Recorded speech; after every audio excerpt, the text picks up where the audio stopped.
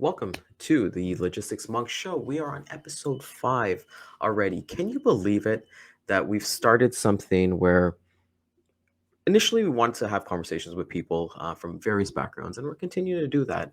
But I know I've personally learned so much just from the genuine conversations that we're having. We're able to connect with people on a different level that, to be completely transparent, might not have met on a professional or personal level. And today's no exception. We have someone who I connected with a couple weeks ago, and he just brings a lot of greatness about him. What I've learned is that he's written 2 books that have been successful. He's had an extremely successful career in the business field. And I always kind of get a feel for people during our pre-interview or pre-chat, as per se, to even have the show itself, and the good vibes and just the good energy that he brought, that I know he's going to bring today over to the Logistics Monk Show. So, without further ado, I want to bring on Peter Christian over to the Logistics Monk Show. Good afternoon, Peter. How you doing this Good afternoon? afternoon. Good afternoon, Ryan. No pressure.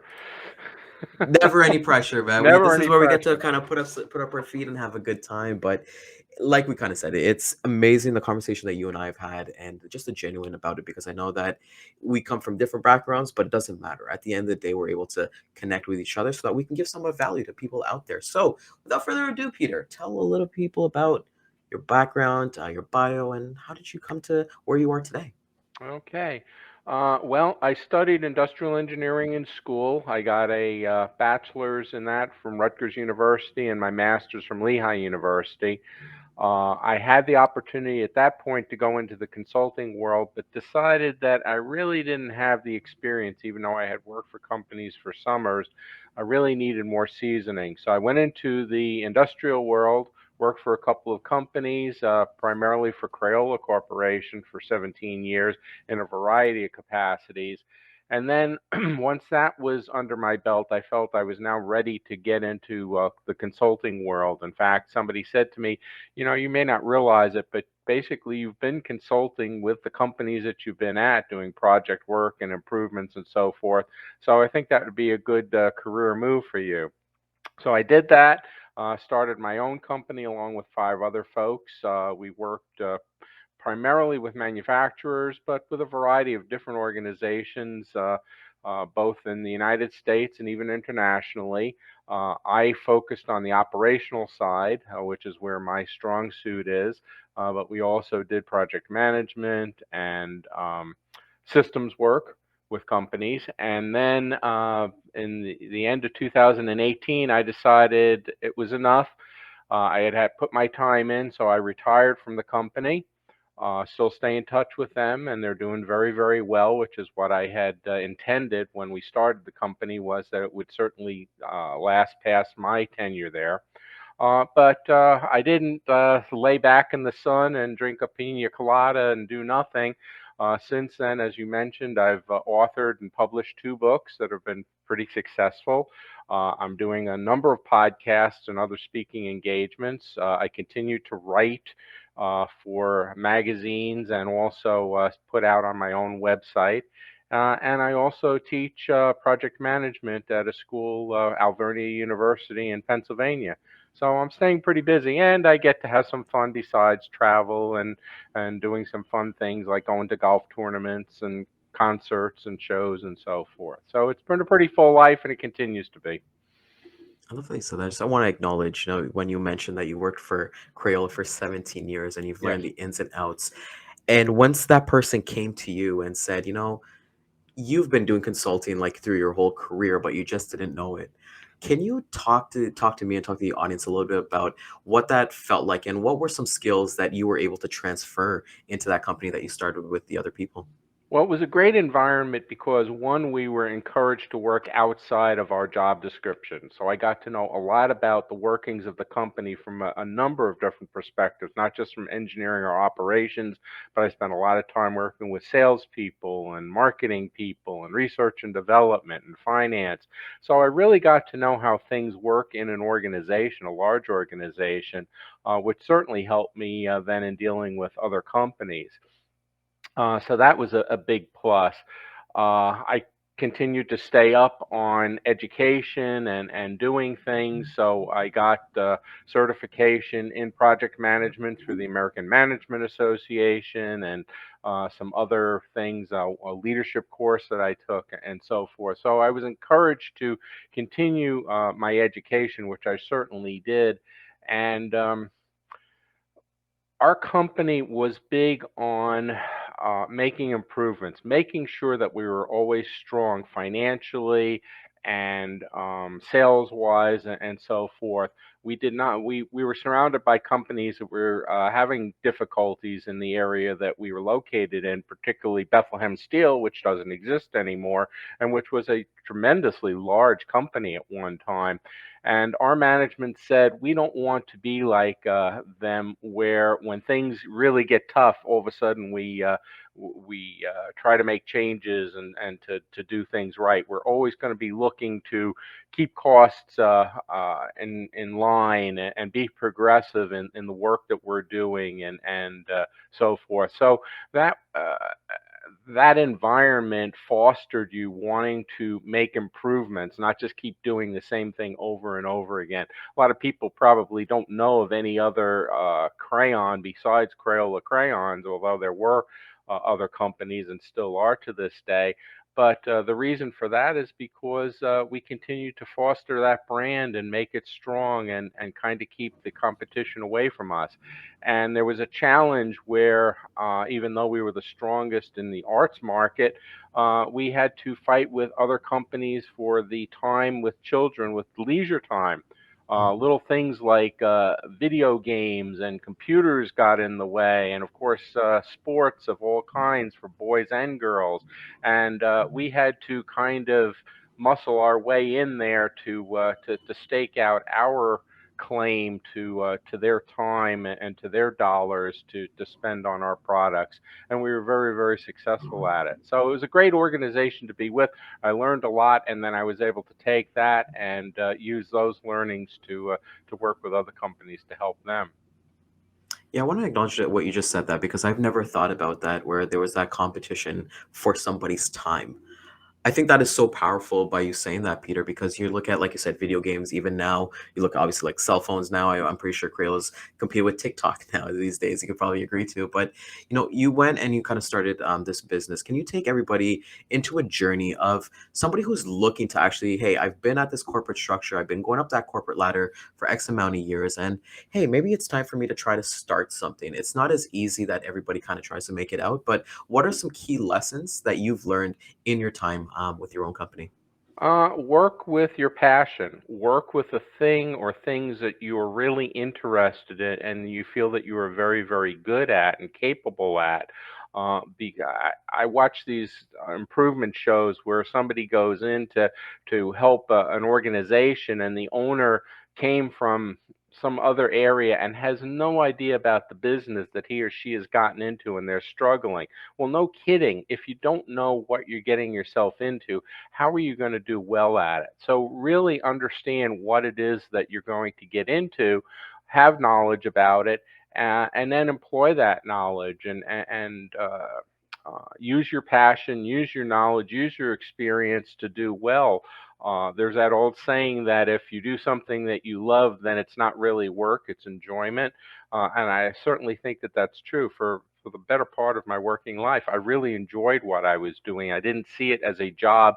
I saw it as something that was part of my life, and I wanted to do well at it. And I think if people do that and follow what they are good at and what they are interested in, that they're going to be very successful. And when they decide to make that move, when they decide they've had enough of the corporate world, just like I was, and I am certainly glad I got out when I got out, I had had enough of it. And I was able to then run a company where I was able to put my ideas into place and not have to run it up the ladder, so to speak, or the flagpole, and do things. We were very successful, and they continue to be very successful because of that. So I think So those are the keys. That is the key to being successful and doing what you really want. Yeah, I really want everybody in the audience to pay attention to what Peter just said. He said, learn the skills while you're at that corporate structure and understand what it's going to take, and then go off into your own with the passion of it. Like with the quote that he just said, it's just so impactful that you actually go into it and you go into it 100%. You don't go into it like 50-50. You know that this is what you want to do. Peter, one of the books that you've written was the What About the Vermin problem. Yes. Can you take the audience and take myself through what is the concept? Well, first, let's start with this. How did you come up with this, wanting to write this as your first book? Okay, well, that was a work in progress. Throughout my working career, I came across different instances, primarily when you're dealing in consulting, because you run into all different types of people. And there would be some really interesting things. And I would say to a colleague, someday that should be in our book, our book. We both said, yeah, our book. Well, it never turned out to be our book, it kind of turned out to be mine. So when I retired, and the first thing I said is, well, what am I going to do with myself? I thought, well, about all those things that I thought about in that book that I was going to write. Well, now is the time. I certainly have the time. I'm not beleaguered with deadlines from clients and have to get this done, have to get that done, and so forth. So I went back and I pulled what I thought were 12 of the most interesting things, and there are certainly more that I could talk about, stories. And I just started to write about them, but I didn't really have a format for it. I just wrote about them and what the learnings were from it. And once I had it, then I asked a local Chamber of Commerce person down here if there was somebody who helped people like me to structure it and get it into a book. And I was connected with somebody who had written two books of her own, and she was certainly a great help to me. And I found out all the things that I did wrong in writing the book, okay, and how to do it. So book number two was done the right way. But anyway, we formatted it into three sections that we called the good. I called the good, the bad, and the ugly, after Clint Eastwood and his famous movie. And it wasn't so much that those were the things that were in the good section were the only good things that could happen, and in the bad were the bad things, and so forth. It was That's the way the situation turned out because of what people did, decisions they made, and things that they did, actions that they took, and so forth. And the story in each one is, we all have decisions to make. And depending on which way we go, we can be very successful, the good, or we can be not so successful, the bad, or we can be failures in the ugly side and really create problems for ourselves, not fix what we wanted to, but actually make it worse to where we may go out of business. And I had that happen with a couple of clients, unfortunately. So I wrote this to point out to people there's a fine line between being very successful and being not so successful, or being a failure. And it all depends on the actions and the decisions we take. So we really need to think about what we're doing, what the ramifications are before we take that step forward, because we're one step from being successful, or we're certainly one step from being not so successful and creating more problems for ourselves. So it's a learning book, and it was written primarily about business, but I think it works in life too. We have the same thing. We make decisions every day, and depending on the decisions that we make, we may wind up very, very good and very, very happy, or we may go, oh my goodness, I created more headaches for myself. So I think it's a learning for a lot of people. And people that have read the book and gotten back to me have said that. They said, you really made me think. I can relate to the stories. I know somebody like that, or I know a company like that, or an organization. And I wish I had known some of this stuff earlier in my life and career. Well, it's never too late to learn, and you don't make the same mistakes over and over again. So that was the genesis for the book. And I hope that some of your listeners will look it up and read it and enjoy it, because I think it's a great read. No, well, definitely. I know myself. I'll definitely get a copy as well to take a look at that, because I love that you said that you can bring that into your personal life as well. We're always two steps away, and like I have a good friend, Rico Rakoski, and he's written a book as well, and he's kind of always kind of talked about like you're either getting closer to your goal or further away from your goal. Everything in life, there's always two choices at every decision that you can make, and for me, when you talk about things like that, hey, I can be really successful, like the good, bad, and the ugly. How does one, in your opinion, Peter, if they're at that middle step, because you said the good, the bad, the ugly, so at the bad, that's I feel like that's the middle point. How does somebody kind of shift their mindset? Do you think help of mentors? Because I'm not a fan of watching YouTube videos where it's that motivational. You know, you watch David Goggins run a marathon, and they're like, "Yeah, I'm gonna go run a marathon." Yeah. But the true thing is that it's the action that takes you there. It's not the motivation. What are your thoughts on something like that, Peter? Well, it's being honest with yourself. What is it you really want to do, and are you willing to do it? Okay. And then a commitment that you're going to follow through with it. Like you said, somebody says, "Oh, I'm going to run a marathon," and then they never practice, and and they always find an excuse, and they wind up never doing it. Well, then don't say it. All right. Don't say it if you don't mean it. Say, "Gee, it'd be interesting to run a marathon," not "I'm going to run a marathon." There's a big difference between those two things. All right. And like we talked about before, what is your passion and what do you want to do? And then go do it because it's your passion. If you're not going to get involved in your passion, what are you going to get involved in life? And I think that's what's important. When I made the decision to get into industrial engineering, I had a choice of all the different engineering branches. And in fact, I was kind of heading towards electrical or mechanical. But then I got into this. Uh, Seminar thing where they presented all of them before you had to declare. And I found out about industrial engineering, and it really intrigued me because it dealt with people. It didn't just deal with things. And I always wanted to be involved in dealing with people. I thought that was more interesting. And the technical part was there as well. I had to go through all of that learning and dealt with it certainly through my life in engineering. But the passion was to work with people and make things better from the people standpoint. So that was my passion, and I followed it, and I think I did pretty well at it, all things considered, and continue to. I love that you said that, following your passion, because a lot of people, they're kind of on that fence a little bit, Peter, as you would say that, hey, do I follow my passion or do I follow what pays the bills? And some people kind of think, what are your thoughts on somebody who says that you shouldn't make your passion your job or your career because you'll learn to maybe hate it or something like that? Yeah, one of my colleagues who was in the company that I just left, he was always looking at his dollars and how much he was making versus how somebody else what they were making. And I said to him, "You're going to drive yourself crazy, and you're going to be a very unhappy person because guess what? There's always going to be one more person who's making more than you." Forget about that. Are you satisfied with what you're doing? Are you doing the best you can? If not, and you can do more, then do more. Okay? There's nothing stopping you. Go ahead and do it. But stop comparing yourself to everybody else because that just drives you crazy. There's always somebody bigger. There's somebody stronger. There's somebody better looking. There's somebody richer. It doesn't matter. How rich do you need to be? Okay. How many things do you need to have in life before you're satisfied? If you're not satisfied with them, then there's something wrong because you've kind of gotten an unrealistic expectation of where you want to be.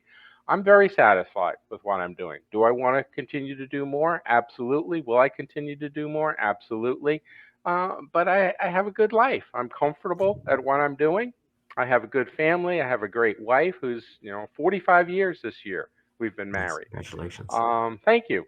I see that successful. All my kids are doing very, very well in their careers. So we did something right in bringing them up and raising them, and that's what you want to see. So there's a lot of different aspects to life that you take into account and you measure, and work is just one of them. That's why the book can flow over to the personal side as well as to the business side because they're all connected. Business is part of your personal life too. You spend a lot of time doing it. You make money. You help people. You do things. Okay, but you have to leave time for all the other stuff too. At least I think so. Not everybody does, but a good Yeah, you need balance. that balance. You need that Yeah. balance. And the one thing, like Peter, I work in logistics. So I've Hmm. heard from other sales reps in their career when, they've been in this for 15, 20 years, they've missed out on their kids' birthdays, they've missed out on special celebrations. And, that's the one regret that they do have. And one thing that I've kind of learned as well, I follow Ed Milet quite a bit, and what he kind of preaches about is, don't be that person who says, "I'll be happy when I get that new car. I'll be happy when I get that new promotion. I'll be happy when I get that new house." Celebrate the wins and the steps that you've taken in your business. And one thing that really brought attention for me to you was that was that when I looked at one of your blogs, which was thinking about your heart versus your head. By the way, everybody, I'll put a link to Peter's blog as well. Can you talk a little bit about that in decision making? What does that look like? Because all of us, we like to say, "Hey, we think with our head." You know, it's a very reactionary thought process that goes on. Can you give a little insight into the audience for me, Peter? Yeah, I always debate about that because in trying to deal with somebody who deals from emotion, it's a very difficult thing when you're trying to use logic because they don't tend to. So I just thought writing about it because even some of the decisions I make have some, emotion involved. I'm thinking from my heart and not totally from my head. And I think you need to find the right thing. The right application, the right way of looking at things. You don't want to be heartless. Okay, everything is not black and white. Everything is not dollars and cents. There is some emotion involved. You do certain things that are going to have an impact on other people, and you need to take things like that into account. But sometimes you have to block that out and you have to make some tough decisions, particularly when you're raising a family. With kids, you want to spoil them, you want them to be loving and so forth, and give them everything. But you also want them to realize that things are earned; they're not just given to you, and that you appreciate them more by earning them rather than just having them handed to you.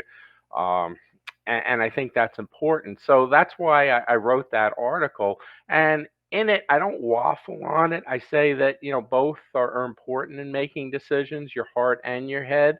But there are certain times when the head has to lead, and there are certain times maybe when the heart has to lead, and you got to figure that out. There's no textbook on it that tells you, well, if you do, then you use your head, and if you do, then you use your heart.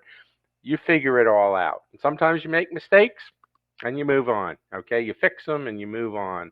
That's my way of thinking with that. Getting back to having things. Did you notice that some of the most unhappy people in the world have lots of things, and yet they're totally unhappy? They're unhappy with their lives. They're unhappy with their other people. They're unhappy with whoever they hook up with, and some of them wind up taking their lives, or they get into drugs and alcohol and all sorts of crazy stuff. And you say, why is that? They've got everything in the world, but they're not happy because they haven't found that thing that really fulfills them, that satisfies them. And if they do, and it isn't money, all right, yeah, money can buy some lots of nice things, but again, when you're empty, when money doesn't love you back, people love you back, and your pets love you back, and things like that. And those are the things you need to take into account as well. And like I said, how much money is enough before you say, I don't need any more? I've got everything I need. So what if I make another $1 million? What's it going to do for me? I'm not going to eat any better. I'm not going to sleep any better. I'm not going to go anywhere that I don't go now. Um, do what you want to do what really entices you, and like I said, is your passion. And I think you'll be very, very satisfied and get that work life balance. And that's so important that you just kind of said, for me, one thing my wife and I do, Peter, is that we tend for experiences. So for us, in the experience of trying like a new restaurant or even going to a place that we've never been for, that has more weight than when I get my commission check at the end. Obviously, you want to take care of your bills and all that fun Oh, stuff, sure. right? But it's never a secret. But like when you're kind of saying that balance of money, and I think somebody told this is actually a pastor that told me this was that everyone kind of they always say this line incorrectly where it's like money is the root of all evil. It's not that. The complete sentence that the money is the root of all evil, but it's the chase of it. Being wanting to only chase that dollar is the root of all evil. Not acquiring it is evil at all. So I think when we're looking at these things, and that kind of actually segues into like your blog and everything like that, which I think is amazing. Can you talk to the audience about your second book? So like you said, you written your Okay. first book and you're like, you didn't know what was going on. You quote unquote didn't write it the right way. So you had your chance, you got your time to learn and write your second book. What Yes. did you get right on the second book? Well, first of all, I got straightened out because while we were still going through the first book, the lady I was working with, Rena, said to me, "So what about your second book?" And I looked at her and I said, "Well, there is no second book." And she said, "Well, yes, there will be because nobody ever writes just one book." I hadn't really thought about it because I only thought about writing one book, which was What About the Vermin Problem? But I thought about it more, and I saw some people that had written at the same time I did and were coming out with additional books and that. And I said, well, maybe, yeah, there's plenty of stuff I can talk about, but I don't want to talk about the same stuff. I already covered that. So I started to think about, again, decisions and actions and what influences us to take the actions, to make the decisions that we make. And I started to think about all the people in my life who had an impact on me. And I got past the parents and the family because we always think about that. But just the people in life uh, who have an impact on us.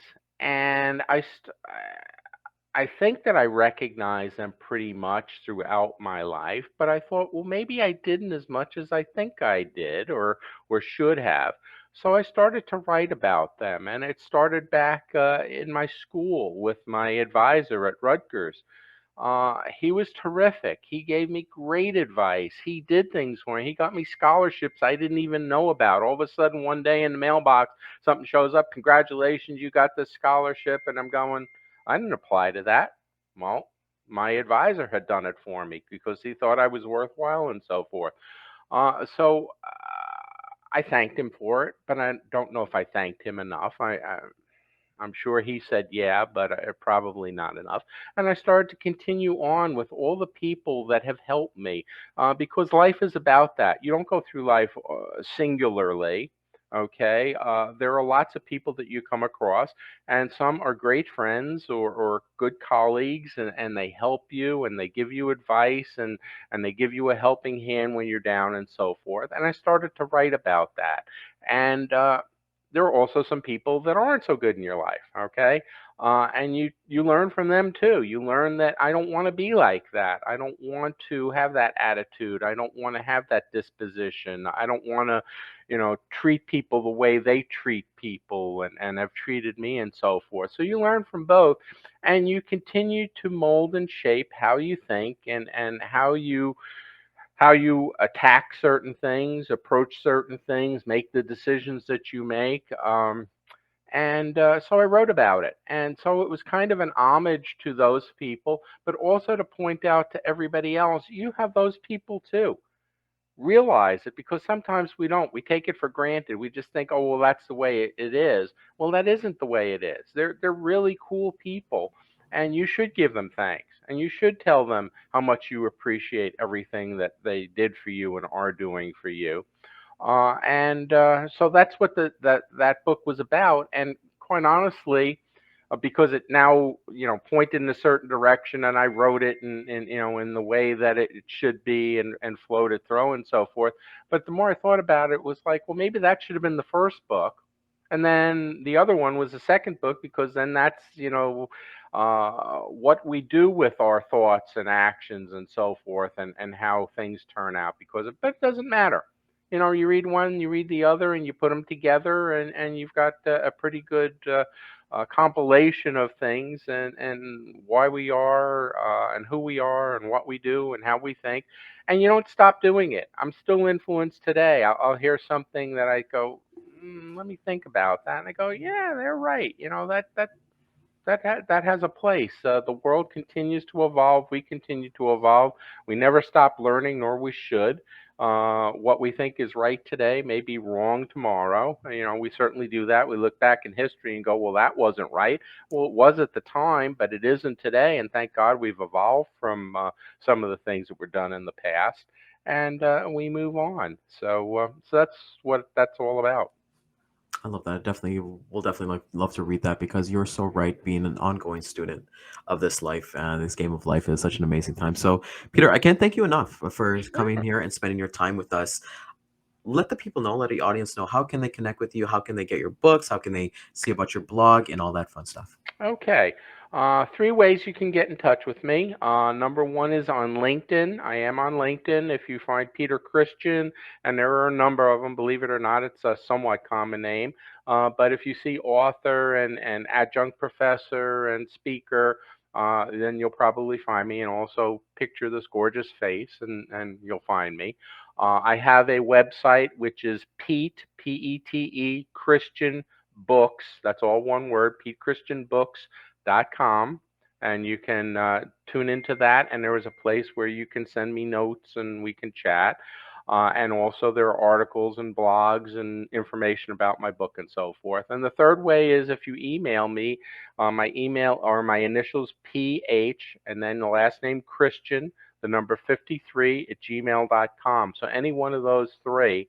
As far as getting the books, they're out there on Amazon, Barnes and Noble, basically any outlet you can think of online that you can buy books.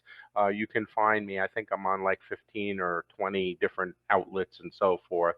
So, what about the vermin problem and influences and influencers?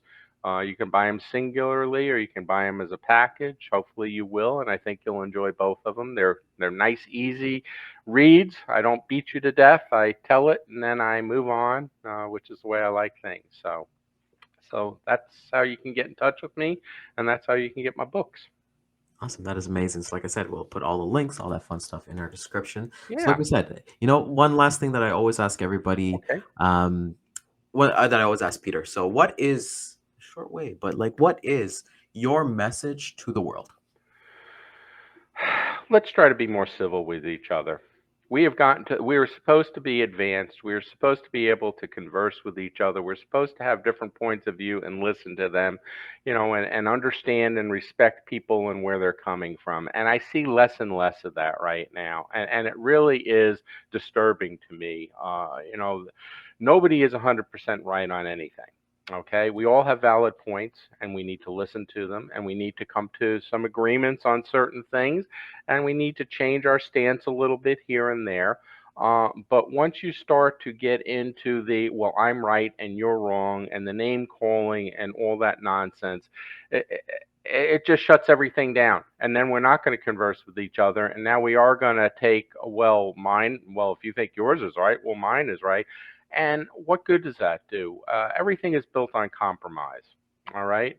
We have to give a little, we have to take a little, we find a common median that we can deal with each other. And I think there needs to be more of that. So I really hope that occurs. Okay. And it starts with each of us.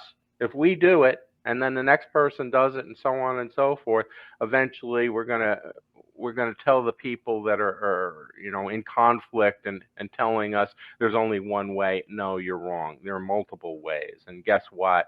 I'm tired of listening to you. You have one point of view, and guess what? It's not entirely correct one way or the other. Whichever side of the spectrum you're on. I wish that happens, okay? Because that's what'll move us along, and that's what'll truly show us that we're an advanced society, not fighting with each other and name calling and all that nonsense. It's tiresome, really Definitely tiresome. tiresome. Yeah, I love that message to the world. The only time that there's an exception that you don't have to be civil is when you're a Tampa Bay Lightning fan and you're going against my Toronto Maple There Leafs. you go. There we go from there. So, Peter, thank you so much for coming on. Audience, this has been a great time. This is what we do. We bring happy, healthy, and encouraging conversations to make your day better. So, if you did find value in this, please like, comment, share, subscribe, send it to a friend, a neighbor, your spouse, and especially, like we always kind of say, share this with the Amazon driver who's bringing you your packages today, because we all know that you made an order for last night for, or even tonight, you're going to place an order for all of Peter's books. So definitely share this link with them. Let them know that you know Peter themselves. So we'll see you guys again next week at 5 p.m. on Mondays. This is the Logistics Monk Show. Thank you so much. Take care.